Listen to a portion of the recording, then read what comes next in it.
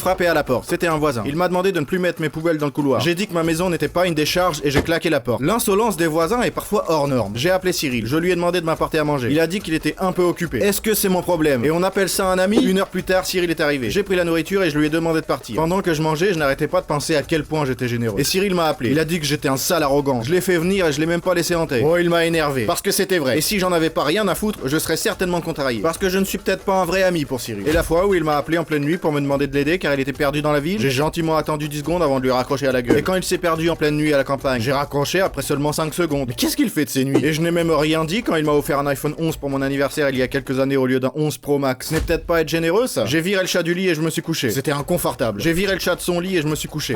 Le lendemain, je me suis réveillé à l'aube à cause de mon voisin qui perçait comme un fou. Qu'est-ce qui lui prend à percer à 16h30 du matin? On va régler ça. Il m'a demandé si j'avais de la lumière à tous les étages. Car je n'arrête pas de frapper chez lui pour me plaindre. Quand il écoute de la musique à fond, quand il se douche bruyamment, quand il mâche bruyamment dans sa cuisine.